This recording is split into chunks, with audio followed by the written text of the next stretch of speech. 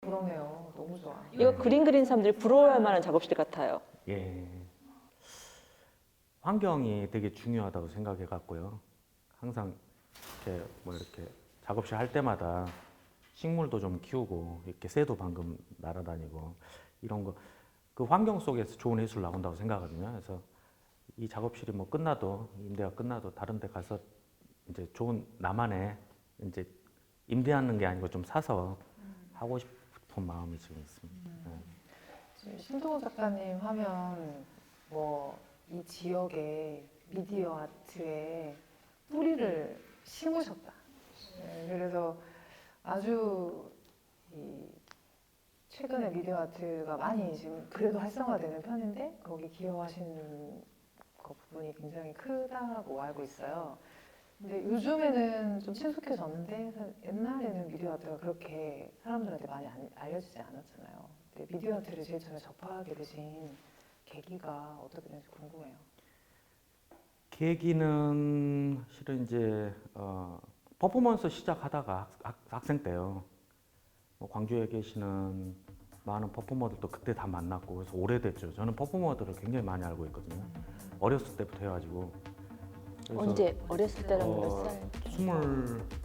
20살 때부터 했기 오. 때문에 학교에서 대학교 때 거리에서 뭐 이렇게 인사동이나 홍대 앞이나 계속 그렇게 퍼포먼스 시작하면서 비디오를 처음 만지게 된 거죠. 친구한테 비디오 맡기고 찍어주라 그러고 또 친구가 옆에 없을 때는 나무에다 묶어놓고 비디오를 제가 혼자 퍼포먼스 하고 문제는 이제 남겨야 된다는 거죠. 남겨야 되는 건데 비디오는 이제 사진은 계속 찍어야 되지만 비디오는 이렇게 켜놓으면 플레이가 되니까 녹화가 되니까 그런 식으로 해서 전철이나 거리에나 이런 데 이벤트 뭐 이렇게 아니면 약간 실은 그때 이제 유학을 준비를 하고 있었고 그 이제 공백 기간에 공부를 좀 이렇게 작업을 굉장히 하고 싶은 열정이 많아가지고 대학교 때랑 대학교 졸업 직전에 그때 이제 퍼포먼스를 좀 많이 했던 것 같아요. 그때 이제 비디오를 만지고 계기가 됐던 것 같습니다. 90년대 초반이면 사실 우리들은 다 카메라 들고 다닐 텐데 네. 일찌감치 비디오를 예, 영상을 선택하셨네요. 예, 영향 백남준 쌤 영향 많이 받은 것 같아요. 그때 한참 이제 포스트 모더니즘 뭐 이거 학교에서 많이 배울 때잖아요. 그때 그리고 또 비디오 아트도 많이 나오고 백남준 쌤이 한국에 들어오셔서 전시도 많이 하고 다 보러 다녔거든요. 백남준 쌤 작품. 맞아. 그때 좀 그랬던 것 같아요. 예, 방송에도 많이 나오고 그래서 그거 보고 예술에 대한 관심이 사실 이제 과는 디자인과인데 예술을 해야 되겠다는 생각은 그때 완전히 딱 마음을 먹었어요. 예술가로 살아야 되겠다. 이게 내 체질이다. 그렇게 시작을 했던 것 같습니다. 그 20대 때 퍼포먼스 하던 사진 제가 봤었거든요. 진짜 지난번 강의 때 예. 엄청 뭐라고 해야 되지? 바닥에서 도로 바닥에서 막 누워가지고 사람들 지나가는데 작업하시고 지금으로서는 저한테 하라고 하면은 진짜 못할 것 같거든요. 예술가로서의 어떤 자의식 이런 게 20대 때 강하셨거든요. 예. 그리고 이제 그 퍼포먼스라는 게 과정의 예술이거든요. 과정이 되게 중요하고 결과보다는 퍼포먼스는 전예술에 가장 가까운 예술이다. 꼭 전예술은 아니지만 아무것도 없이 돈도 없이 뭣도 없이 예술로 자기의 어떤 표현을 정확하게 몸으로 몸만 있으면 되니까 할 수 있는 예술 분야다. 이런 생각을 들었어요. 그래서 20세기 미술의 꽃이다. 이런 판단이 들더라고요. 그래서 퍼포먼스를 시작을 한 게 저는 정말 잘했다고 생각하고 그 퍼포먼스의 그런 어떤 경험들이 지금의 어떤 연출하는 것, 지금 연출을 많이 하고 있거든요. 모든 부분에서 연출을 하고 있는데 비디오뿐만 아니고 거의 많은 도움이 되고 있습니다. 그럼 그 홍대 미대에 나오셨잖아요. 근데 서울에서 활동하시면 미디어 아트나 이런 걸 더 잘하실 수 있었을 것 같은데 광주로 내려오신 이유는 뭔가요? 그 IMF 터지고 그다음에 저는 이제 외국 가려고 했는데 못 가게 됐어요. 바로 그 해 이제 터져서. 그래서 너무 비싸져 가지고 학교는 다 합격해놨는데 그때가 제일 지금도 생각해도 마음이 아파요. 공부를 20대 초부터 해가지고 많이 했거든요. 영어 공부도 많이 하고. 그래서 다 합격하고 이제 대학원을 진학을 하려고 했는데 못 가갖고 그때 이제 상실감이 좀 컸죠. 그래서 이제 회사를 먼저 이제 들어가고 제 나이 때 다 그럴 거야 아마. 힘든 사람들은 많이 있었을 것 같습니다. 회사를 들어가서 영상을 더 해야 됐대. 영상 회사인데 모션 그래픽 하는 회사였어요. 모션 팩토리라는 회사인데 거기는 우리나라 최초의 모션 그래픽을 하는 회사였어요. 그래서 컴퓨터 그래픽을 이용해서 스테이션 아이디라든지 아니면 뮤직비디오라든지 이제 그때 이제 그 당시에 제가 1년간 하면서 뭐 SM의 아트 디렉터, SM 신화나 강타나 다나나 이런 가수들 뭐 아트 디렉팅도 해보고 무대도 만들어보고 그때 경험들. 그래서 어떻게 촬영해야 이게 무대 그러니까 디자인이 멋질까, 카메라 잘 들어오나 이런 것도 처음엔 몰랐는데 그 회사 경험들, 그때 그 당시의 경험들, 서울에서 활동하는 그 경험들 많이 하진 않았지만 뭐 예고편, 영화 예고편 경험들 만든 거. 어찌 보면 지금 선생님 예술의 바탕이 되는 기술을 그때 익히셨다고 봐야 예, 되겠네요. 완벽하게 그때 다 익혔던 것 같아요. 그때 배운 게, 공부한 게 계속 밤새가면서 그 풀 하나 익히려고 했는데 그것들이 지금 많이 도움을 주고 있어요. 예. 그러면 그때 어쨌든 엄청난 기술이 그러니까 아주 기술을 성장시키던 시기였잖아요. 그래서 기술이 막 늘어가는 이런 기쁨도 있었을 것 같거든요. 네. 근데 기술만으로는 안 된다고 느끼는 어떤 지점이 있었나요? 음, 회사 다니면서 광주로 이제 내려온 계기가 된 거죠. 지치더라고요. 지치고 또 뭐 어려움이 있었어요. 집안 어떤 사정상 굉장히 어렵고 이걸 버텼어야 되는데 충분히 버틸 수 있는 여건들 그 당시에 이 발판이 그러니까 경제 상황 자체가 좀 안 좋은 것 같아요. 우리나라 전체도 그렇고 경제적인 기반도 그렇고 IMF를 막 겪는 시절이었고 또 저도 이제 누가 조금만 도와주면 되는데 그게 또 어렵더라고요. 감독이 그때 이제 뮤직비디오로 감독이 돼야 되겠다는 생각을 갖고 있었어요. 그래서 뮤직비디오로 연출을 시작을 하고 정말 좋아하는 게 뮤직비디오더라고요, 제가. 그래서 그때 이제 많이 찍었어요. 근데 이제 그 3호선 버터플라이라든가 처음에 그걸로 입봉을 했거든요. 그래서 그런 어떤 가수들 찍기 시작하면서 계속 연결이 돼야 되는데 연결이 조금 힘들었어요, 그때. 계속 찍는 과정이 힘들고 해서 안 되겠다. 이게 경제적으로도 너무 안 되고 그 당시에 못 견디겠더라고요, 상황이. 그래서 광주 내려와서 조금 템포를 천천히 조절하자. 예술은 늦게 해도 되니까 또 뮤직비디오도 마찬가지고 비디오 아트도 마찬가지고 예술은 좀 늦게 해도 되니까 천천히 하자. 그렇게 해서 광주 내려와서 아주 뭐 좀 조절을 좀 했습니다, 저는. 이건 좀 바보 같은 질문으로 들릴 수 있는데 보통 이제 사회에 진출 안 한 학생들 생각에는 예술은 돈을 못 벌고 기술을 하는 그 분야의 사람들은 돈을 벌 거라고 생각을 하잖아요. 그래서 그쪽에서 돈 안 벌리고 안 돼서 이쪽으로 넘어왔다는 게 이해가 안 될 거거든요, 사실은. 근데 이쪽으로 넘어오면서 마음 자세가 사실은 달라진 거죠. 돈을 더 버는 건 아니지만 아닌가요? 이 부분이 학생들한테나 뭐 여기 안 해본 사람들한테는 잘 이해가 안 되는 부분일 수도 있을 것 되게 같아요. 힘드셨을 것 같아. 그때 좌절. 그러니까 상상하기로 예술을 하려고 유학을 떠날 준비를 다 해놨는데 도와주는 여건이 안 도와주니까 예. 어떻게 보면 쓰라린 예, 아픔을 가지고 유학을 광주로 오지 가버렸으면 않으셨을까? 더 나았을 텐데 못 가놓으니까 다 되고 이게 입학 허가가 돈도 좀 냈어요. 근데 못 가 입학금을. 근데 못 가니까 진짜 깝깝하더라고요.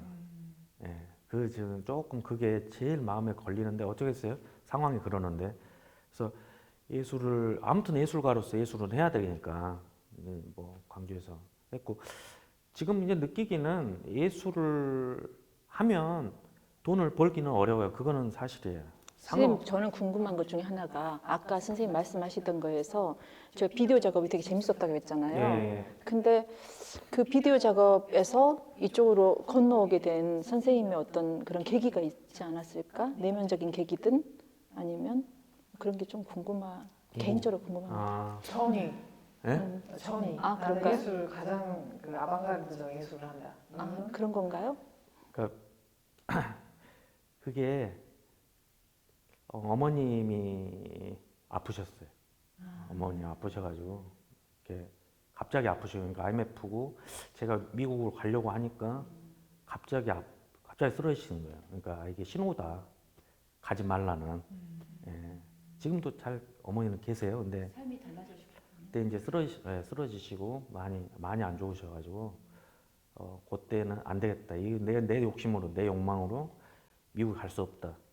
갈 수 없는 상황이 딱 돼버린 거죠. 이제 또 예술을 계속 하기가 힘들 수도 있겠구나 그런 이제 충격을 좀 받고 모든 계획을 다 접었죠. 그래서 이제 광주로 내려왔습니다. 광주가 스님을 불렀군요. 여기 있을 수밖에 없게. 그러면 광주 오셔가지고 그 다음에 어떤 활동들을 10년간 여러 행위예술 작가들 10년 정도 10년 예. 제가 이제 본격적으로 10년 동안에 이제 서서히 조금씩 그 하다가 본격적으로 다시 예술을 시작한 게 40살 때죠. 10년 후 정도 돼서 이제 그때부터는 본격적으로 시작을 했는데 미디어 아트 갤러리를 만들었어요. 대인 시장에. 왜냐하면 이게 이제 미디어 X 갤러리라고 대인 시장을 만들었는데 그 이유가 아무도 그러니까 10년간 이제 광주에서 활동하는데 실제로 이제 서울에서 학교를 다녔고 누가 없어요. 도와주는 사람이 아무도 없습니다. 그래서 학연 지연이 없어요. 그래서 내가 이제 기술적인 걸 갖고 있고 예술 활동을 하고 있음에도 불구하고 행위예술가 빼고는 전부 다 모르는 거죠. 안 불러줘요. 어디 갤러리에도 안 불러주는 거예요. 이건 내가 하는 수밖에 없다. 이건 내가 만들 수밖에 없다. 이런 생각을 한 거죠. 그래서 그때부터 레지던스도 하고 그 대인시장 작업실 내가지고 그리고 미디어 아티스트 다 모아 솔라 이클립스 그룹을 만들고 이거는 1년에 한 번이라도 내 전시를 해야 되겠다는 욕망으로 만들었거든요. 광주에서 시작을 하자. 그리고 또 뭐 갤러리도 미디어 엑스 갤러리라고 거의 최초죠. 미디어를 전문으로 하는 갤러리를 지하에다가 오픈을 하고 그렇게 이제 시작을 했습니다. 여기서. 그래서 지금 딱 다시 또 10년이 됐는데요.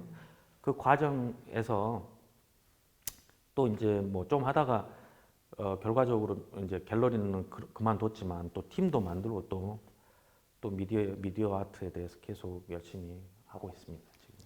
갑자기 그 대인시장 얘기를 들으니까 궁금한 게 예술 환경에 대한 이야기가 궁금해요. 네. 이제 개인적으로는 그 대인시장 프로젝트가 젊은 작가들한테 굉장히 기회가 됐다고 생각을 하거든요. 네.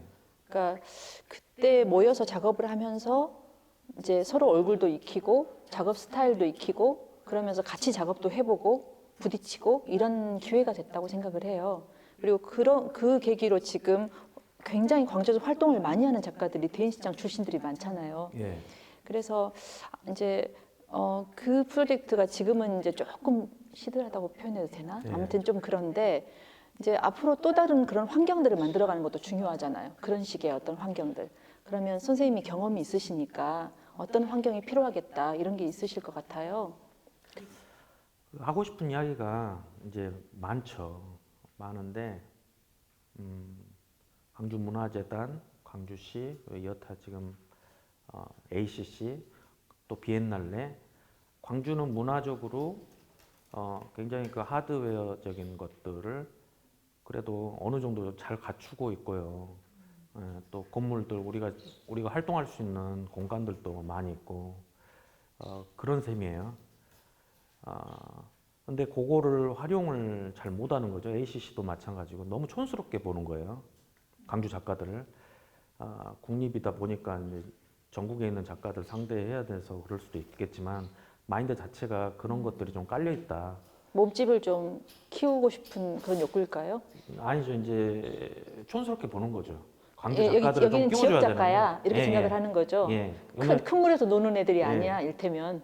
진짜 디렉터들이나 진짜로 생각이 있는 예술로 좀 알고 있는 사람들은 그냥 사기 좀 그만 쳐라 이렇게 이야기하고 싶은 거죠. 왜냐하면 애기들 같은 그림, 드로잉 같은 것도 누가 디렉팅 하느냐에 따라서 동선이라든가 공간을 해석하는 방식에 따라서 철학적인 방식에 따라서 기획이 얼마든지 세계적으로 만들 수 있는 거거든요. 근데 그런 것들이 전혀 돼 있지 않고 아예 뭐 교육도 하지 않고 아예 뭐 생각지도 않고 그냥 있는 것만 가져와서 전 세계에서 히트한 것만 가져와서 그런 것만 컨텐츠화 시켜가지고 그 사업화된 그 회사들 미디어도 마찬가지고 미디어가 지금 강세가 지금 광주가 되고 미디어 도시니까 유네스코 그리고 ACC도 미디어를 많이 활용하는데 전부 다 보면 1, 2, 3억짜리 사업을 하잖아요. 작품 하나에 1, 2억, 3억 심사도 저번에 가본 적이 있는데 막 그러더라고요. 그런 것만 갖고 와요. 근데 그게 다 업체들이라는 거죠. 업체들이 감독을 선임하는가, 업체들이 작가를 콘텐츠만 사온다는가, 연구 자체가 불가능한 너무 빨리빨리 뭔가를 하려고 하고 너무 광주 작가들을 안 끼워주고 무시하고 이런 상황들이 자기들이 불안해서 그런 거예요. 자기들이 마음이 이거 욕먹으면 어쩔까 10억 들였는데 작품이 안 나오면 어쩌지. 그러니까 앞쪽 외국인들 먼저 일단 다 깔아요. 이런 식으로 기획을 다 하는 거죠. 어디나 지금 광주가. 그래서 자생력이 없다. 그 자생을 하려고 하면 또 그거를 또 그렇게 또 못 봐주고 서로 간에 이렇게 질투나 이런 것들도 있고 여러 가지가 섞이면서 문제들을 많이 발견하거든요. 작가들 간에도 그렇고 또 재단 간에도 그렇고 시도 그렇고 전체가 다 불안감에 휩싸였다. 지원에 좀 목적을 두고 지원하고 진짜 지원하고 나서는 좀 천천히 기다려라. 인프라를 먼저 형성하고 천천히 기다리면서 핵심적인 것들이 있거든요. 교육이라든가 분명히 다시 뭐 재생 사업이라고 하잖아요. 뭐 재생 사업 하잖아요. 하듯이 작가들도 배워야 좋은 작업할 수 있거든요. 교육을 계속 시켜라 작가들을. 작가 교육, 시민 교육, 교육적인 부분이 대학이든 어디든 간에 해야 됩니다. 예. 우리 작가들이 나서서 하기는 힘들어요. 근데 작가들을 불러서 어떤 이렇게 그거를 컨텐츠화 시켜야 돼요. 컨텐츠가 중요한데 컨텐츠는 꼭 상업에서만 이렇게 듣는 것 같지만 실제적으로 예술 쪽에서도 가장 크거든요. 하나의 뭐 프로젝터를 뭐 이렇게 켜더라도 어떻게 설치해서 프로젝터를 쏘느냐, 어디다 쏘느냐 이게 다 컨텐츠거든요. 내용뿐만이 아니고 형식에도 컨텐츠가 있거든요. 그 컨텐츠들은 조그만 거에서 많이 이렇게 달라지니까 그런 컨텐츠들을 잘 개발을 해가지고 광주의 독특한 문화를 형성을 컨텐츠화 시켜서 우리 거만의 우리만의 것들을 우리가 잘하는 것들을 컨텐츠화 시켜서 나갔으면 좋겠습니다. 그럼 한국 사람들이 좀 그런 게 있잖아요. 영화도 외국에서 상을 타야 좀 잘한 뭐 예술적인가 보다 이렇게 인정해주고 실제로 우리 눈으로 직접 영화를 보고 예술을 감상하고 이런 힘이 좀 부족한 것도 있는 것 같아요. 그리고 기관에서 그런 식의 불안을 갖는 이유가 대중들이 싫어할 거다. 이 지역에 알려지지 않은 사람들을 소개하면 외면당할 거다. 이런 성과가 없을 거다. 이런 불안들이 있는 것 같아요. 결국에는 우리들 지역에 살고 있는 시민들 또 우리 뭐 학생들 이런 관심을 가지고 뭔가를 할 수 있는 게 있을까 여기에 대해서 좀 그런 데는 또 해주고 싶으신 말씀 있으실까요?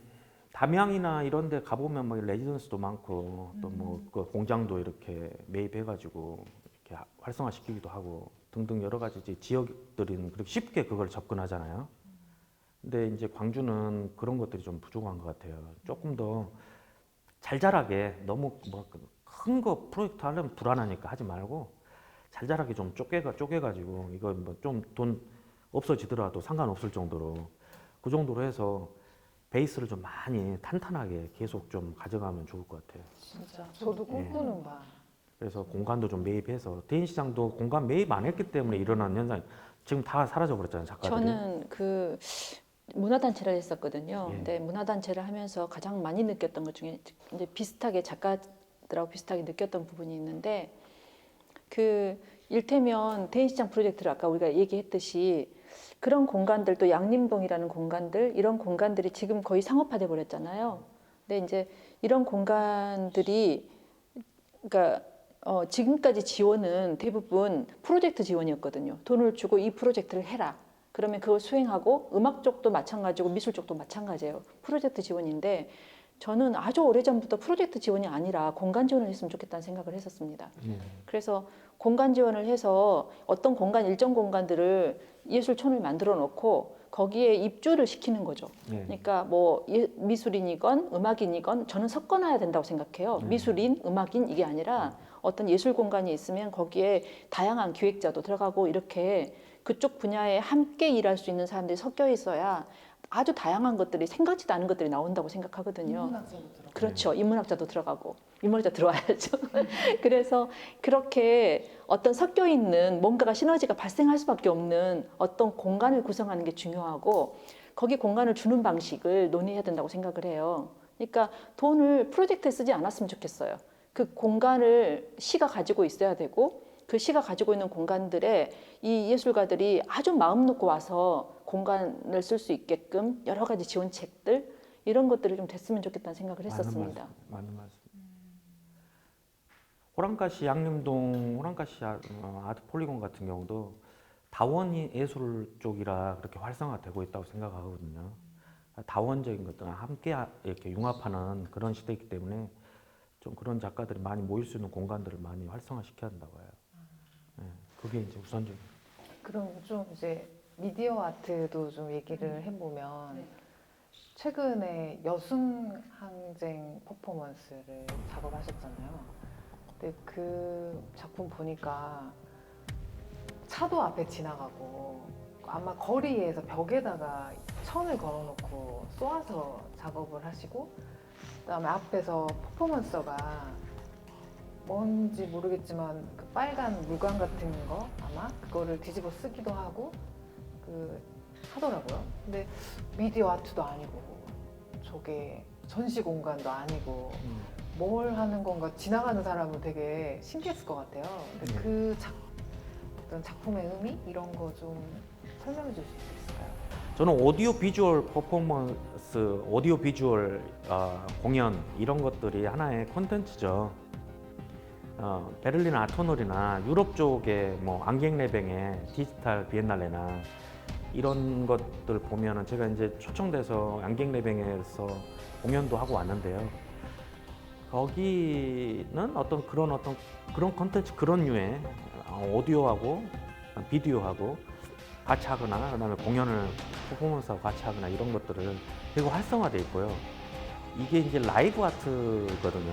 거기서 직접 이제 편집을 하거나 공연해요. 여순항쟁도 마찬가지 그런 식으로 공연을 한 거예요. 근데 이게 왜 제가 추구하는 방향으로서 갖고 가는 컨텐츠 중에 하나냐면 굉장히 현장감이 있고요. 우리 미디어 아티스트들이 그다음 퍼포머가 함께 할 수 있는 가장 최적화된 그런 어떤 스타일이고 그다음에 실력을 보여줄 수 있어요. 선생님 그거 그 선생님이 거기서 하는 거예요. 디렉팅 하신 거죠? 네, 그것도. 네. 그래서 이렇게 이제 편집을 만든 영상들이나 그다음에 거기서 이제 퍼포먼스 하는 부분을 그냥 직접 그 자리에서 편집하는 거죠. 근데 이게 이제 그 계속 감동을 이끌어내는 거예요.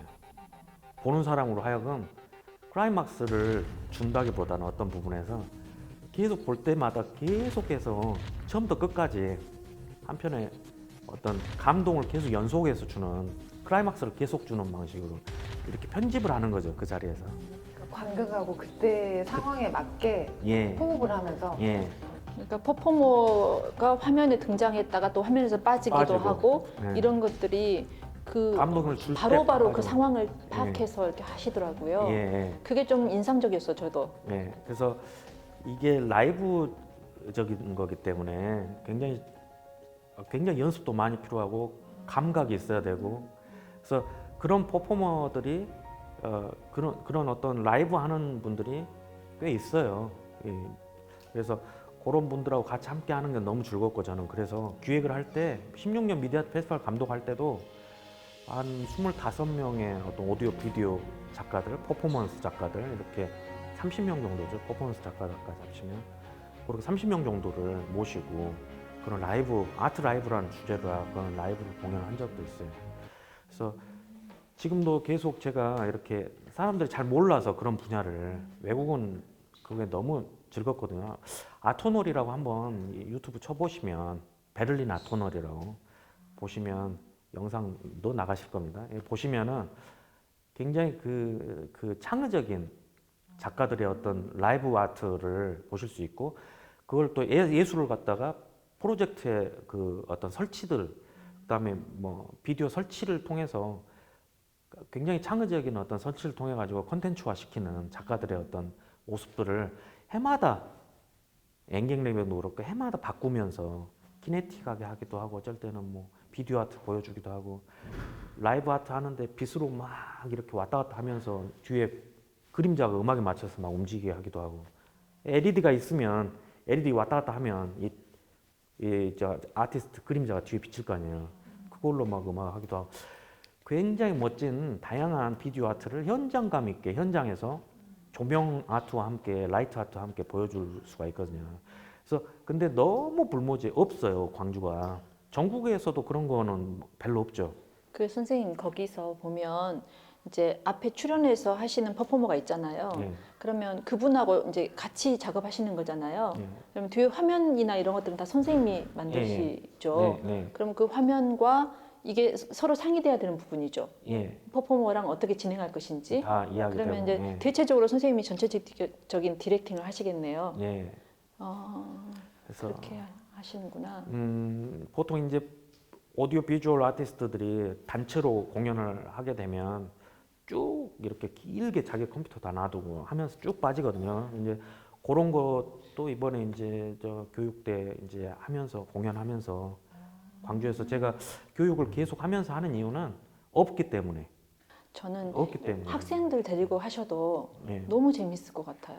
왜냐하면 그 자기 몸을 쓰면서 뭔가 해본다는 게 굉장히 신기하고 재밌는 거잖아요. 네. 근데 그런 것들을 선생님이 거기서 디렉팅을 하시기 때문에 그게 또 어떻게 새로운 작업으로 보여지는지를 경험하게 되면 아, 이게 신세계다 이런 느낌이 들 것 같은데요. 비디오 아티스트들이나 그다음 사운드 아티스트, 그다음 퍼포머가, 특히나 이제 비디오 아티스트, 사운드 아티스트가 그 무대 중앙에 서 있는 경우는 거의 드물잖아요. 무대 뒤에서 이렇게 조종하는 사람으로 알고 있는데, 그 사람들이 중앙으로 쓰고, 퍼포머도 중앙에 쓰고, 공연자들이 거기에서 이제 보여주는 오디오 비주얼 아트, 이거를 제가 이제 지금 추구하고 있고, 앞으로 호응이 있을 때까지, 아직은 지금 많은 호응이 없기 때문에 그거의 어떤 매력을 느낄 수 있도록 많이 대중화시키고, 또 공부도 같이 하고, 그래서 이제 랩을 이렇게 시작하고 하고 있는 겁니다, 지금.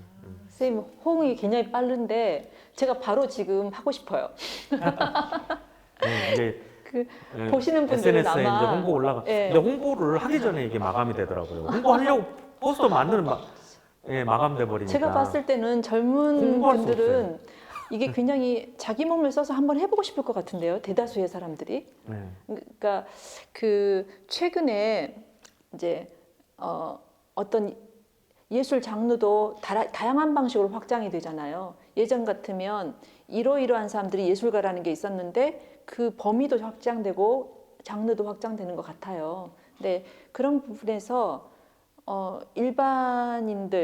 일반인들이라는 말이 정말 좋은 말은 아니지만 아무튼 관계 없다고 생각하셨던 분들이 어떤 참여를 하면서 바로 진입하기에 오히려 퍼포먼스나 이런 쪽이 오히려 소프트 더 아트, 소프트웨어 가능하지 않나, 가능성이 지금 있지 이제 않나. 소프트웨어 아트인데요.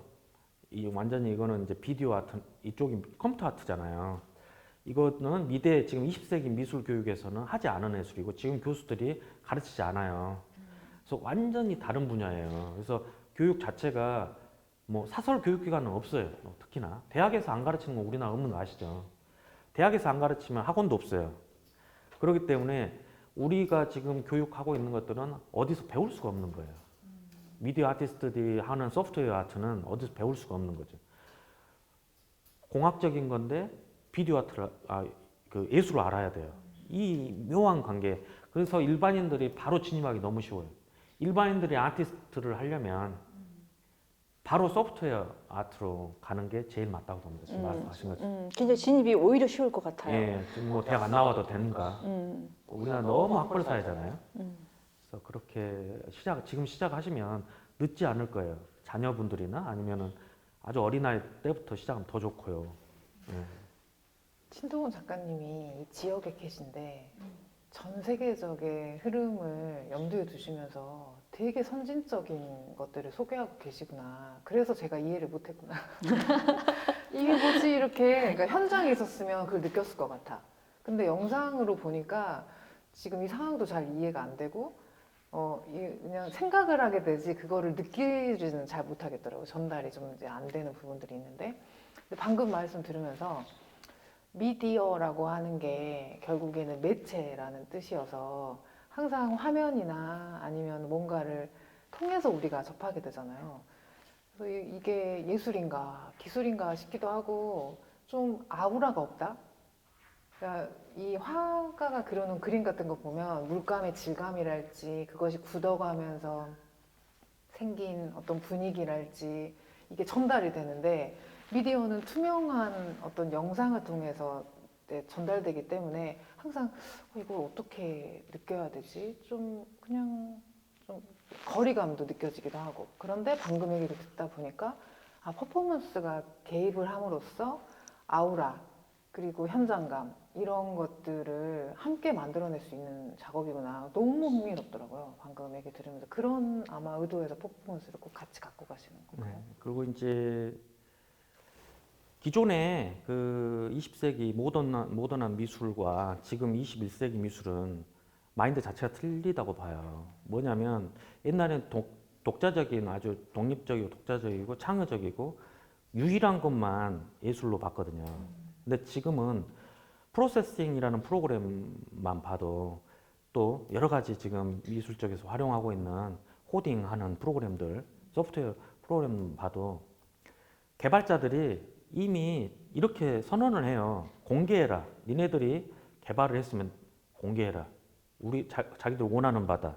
공개해서 소스를 공개해서 다른 사람들이 더 멋지게 만들 수 있도록 해라. 저작권을 없애는 거죠. 그런 마인드가 잘 깔려 있어요. 그래서 저도 그 마인드에 동참하는 거예요. 그래서 소프트웨어들이나 이런 것들이 이렇게 붙여넣기 하는 거예요. 그러니까 절대 포기하면 안 돼. 이게 코딩이 어렵다 생각하지 말고 이 자체를 즐기는 거고 붙여넣기 해서 다시 자기가 또 개발하고 이런 마인드가 21세기 미술이거든요. 그래서 복제하고 포스트 모던에서 이미 말했던 하나가 아니고 그게 복제할 수 있고 또 패러디할 수 있고 이런 것들이 저작권에 무너진 거거든요. 21세기는 그런 미술이거든요. 제가 선생님 말씀 들으면서 궁금한 게 생겼어요. 사람들은 다 누구나 나의 고유한 것, 나만이 가진 것, 이것을 발현하고 싶잖아요. 그러니까 예술도 사실은 거기서 출발한다고 늘 20세기 사람인가 봐요. 거기서 출발한다고 생각을 해왔을 거예요. 저도 그렇고 많은 사람들이 나의 유일한 것, 고유한 것을 보여줄 어떤 방식으로 예술을 생각을 많이 했을 건데 그러면 유일한 것이 아니잖아요. 이제는 고유한 것도 아니고 그 코딩은 더더군다나 그 자율적으로 컴퓨터가 알아서 하는 부분이 또 있잖아요. 내가 손대지 않는. 그런데 그런 부분에서 그러면 인간은 어떻게 물러날 것인가? 어떻게 느낄 것인가? 또 작가는 자기의 작가로서의 어떤 그 내 작품과의 어떤 밀착된 관계라고 해야 되나? 그런 관계를 어떻게 형성할 것인가? 이런 것들이 궁금해집니다. 코딩을 이제 만약에 프로세싱 개발자들이 그런 어떤 생각을 갖고 있지 않았다면 지금도 굉장히 10년 전이나 지금이나 발전이 느렸을 거예요. 근데 그 사람들은 이제 그걸 안 거죠. 이렇게 서로 계속 오픈 소스 해야 발전이 빠르다는 것을. 그걸 이제 열린 생각이죠. 거기에 동참하지 않으면 뒤처져요. 자기 걸로는 비교가 안 돼요. 왜냐하면 엄청나게 발전하고 있기 때문에. 서로도 없기 때문에. 100명, 200명, 300명. 그 코딩 하나로 몇백 명이 달라붙어서 개발하는 거예요. 그래가지고 자기들을 다 공유하는 거예요. 누구나 저작권을 갖지 않지만 누구나 저작권을 또 갖는 거예요. 그럼 그러니까 원래 예술이라는 말이 테크네라고 하는 기술에서 어원이 있잖아요.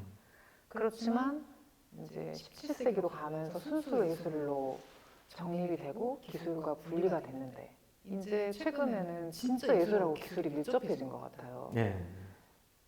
기술을 활용할 수밖에 없고 그거를 쓰지 않으면 뒤처질 수밖에 없고 이제 그렇지만 또 기술과 예술이 완전히 똑같을 수는 없잖아요.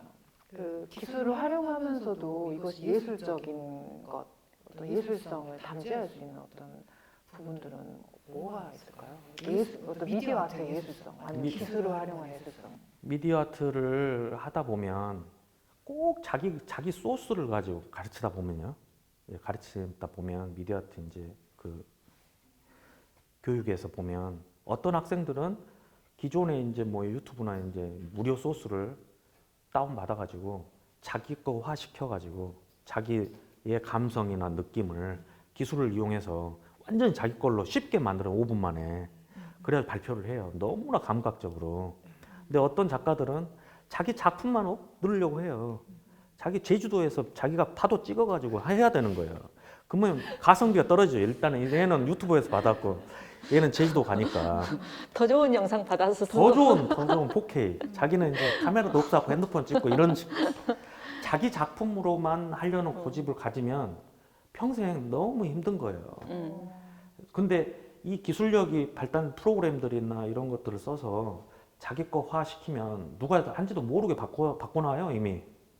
그 작품이 일단 본질적으로 완전히 스타일이 바뀌어 있어요. 자기 거화 시키고. 그러니까 자기 감각을 확장할 수 있는 방법을 찾을 수 있는 그런 매체예요. 그리고 이제 그런 기계고. 그러니까 그걸 이용해서 가성비 있는 작업을 할 수 있는 거예요. 그래서 꼭 굳이, 그러니까 물론 이제 그러니까 자기 생각이 있어야죠. 자기 생각과 자기 어떤 의도와 작품에 대한 의도는 확실해야 되는데 그것을 그 어려운 길로 갈 필요가 있냐는 거죠. 기계들이 너무 좋은데. 옛날 페인팅 하고 있을 지금 상황이 아니라는 거죠. 선생님 말씀 듣다 보니까 기술이 아무리 들어가도 그 기술 위에다 마지막에 얻는 건 인간의 어떤 그 그쵸. 사람만이 가지고 있는 에너지다. 네. 이런 느낌이 좀 드네요. 페인팅을 저도 많이 좋아하고 지금 뭐 작업실 분위기도 아시겠지만 페인팅을 하거든요. 페인팅 하는데 페인팅을 이렇게 한 이틀, 3일 이렇게 몇 개 이렇게 만들면 그걸 사진을 찍어서 스캔 받아가지고 컴퓨터 넣어서 이제 컴퓨터 작업을 하는데 이걸 복제하고 컬러 바꾸고 해서 몇백 개의 작품을 만드는 거예요. 이틀, 3일 페인팅 한 걸로 몇백 개의 작품을 가성비죠. 옛날에는 한 작품만 나오는데 지금은 며칠 만에 몇백 개를 만들 수 있는 거죠. 기술이 해내는 거죠. 컴퓨터가 해내는 거.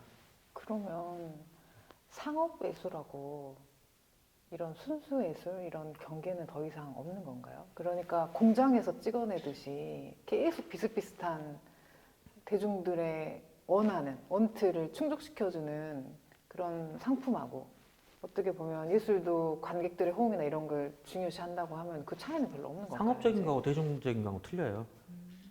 대중적인 건 예술도 대중적일 수 있는데요. 범 내려온다처럼 완전 예술적이잖아요. 근데 대중적이잖아요. 상업적인 거는 이 사람이 원하는 거 해주는 거. 이 사람이 원하는 거 해주는 게 상업적인 거고 그래서 돈을 받는 거. 그 사람이 원하는 거, 그 사람이 없는 기술을. 저도 가장 큰 차이는 거기에 있다고 생각합니다. 그래서 클라이언트가 있을 경우에는 내 모든 걸 버리고 거기에 맞춰서 그 대신에 이제 클라이언트가 나한테 이제 작가인 경우에는 내 느낌을 넣어주기를 원해요. 그러니까 이제 조금 더 편하죠. 예, 작업하기가. 작가인 경우에 클라이언트들 왔을 때는 내 작품 없으면은 막 이상하다고 해요. 너무 이상하게 해놨다고 해요. 내 작품 넣어주라 이렇게 이야기해요. 되려 작가 되면 이상한 현상이 일어나요. 상업성하고 예술성은 확실히 다르고 그렇지만 예술성과 대중성은 아주 친화적이고 얼마든지 하나가 될 수 있다고도 생각하시는 것 같아요. 그럼요. 대중성은 틀린 거예요. 그리고 대중들의 눈, 봄 내려온다만 봐도 아시잖아요. 여기 수준 상당히 높은데 공무원들이나 이거 못 따라가죠. 그렇게 하면 망한 줄 알아요. 근데 어떻게 그렇게 해놨을까 이번에 한국관광공사가? 그래서 이제 처음에 제가 이제 알기로는 처음에 이렇게 많이 당했다고. 그러다가 이제 설득 끝에 됐다고 하더라고요. 근데 그 대중들의 어떤 지지를 받고 있는 예술, 그러니까 대중성 있는 예술이 사실은 굉장한 예술가들도 대중음악 듣거든요. 또 대중미술 보거든요, 사실은. 그리고 디자인 잘 된 거 봐도 사실은 좋아요. 다 사람들 갖고 싶어해요. 너무 디자인이 예뻐서 그 핸드폰을 갖고 싶잖아요, 사실. 그럴 정도로 어떤 디자인은 사람들한테 굉장한 어떤 마력이 있거든요, 실은. 근데 아까 선생님이 정리하신 것처럼 다른 사람이 내가 도구가 돼서 내 기술을 사용해서 그걸 만들어주는 거잖아요. 근데 예술가는 거기에 차이가 있는 거죠. 애초부터 시작부터 내가 그것을 하고 싶어서 그걸 만들어내는 거잖아요. 거기에서 사람들은 반응도 완전히 달라진다고 생각해요.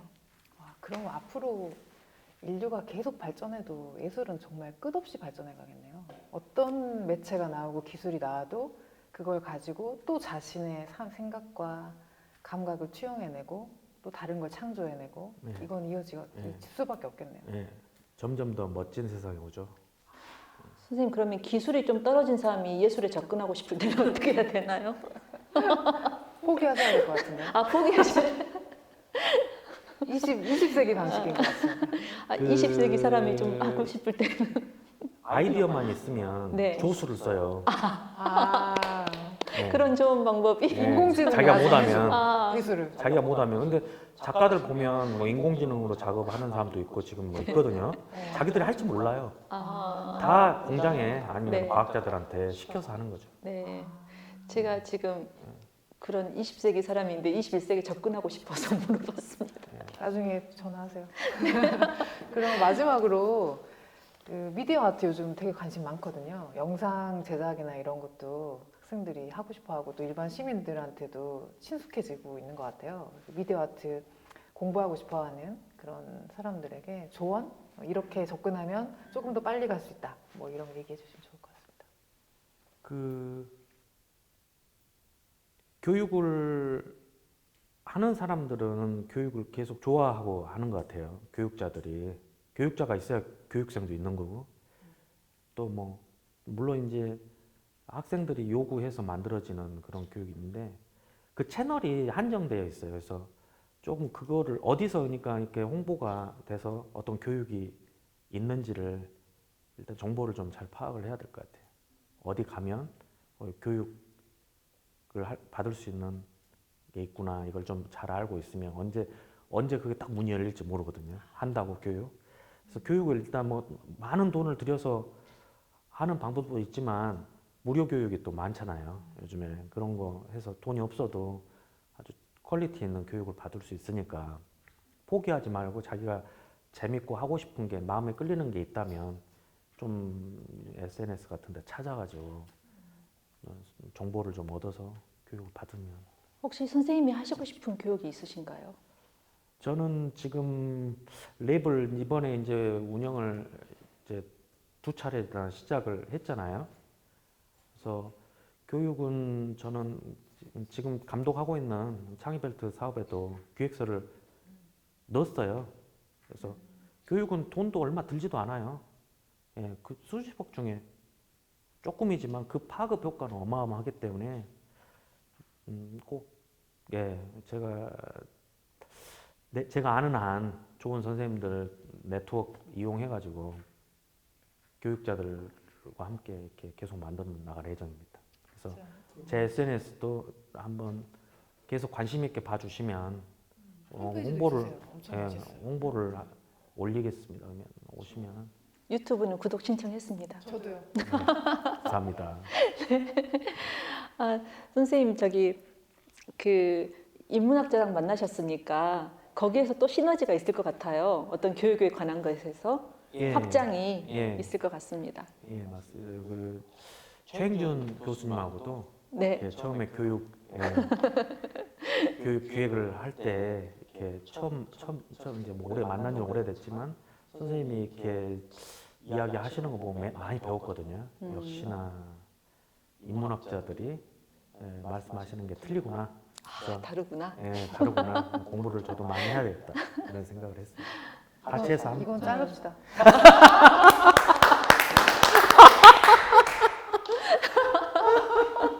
우리 동의의 박수인가? 그리고 이제 우리는 21세기 예술을 하기 위해서 네. 신동원을 치고 이렇게 하고. 치고 이제 등록하시면 되겠습니다. 네. 여러분들도 관심 있으시면 미디어 아트의 교육 기회를 꼭 찾아보시길 바라겠습니다. 오늘 이것으로 시간 마치죠. 감사합니다. 감사합니다.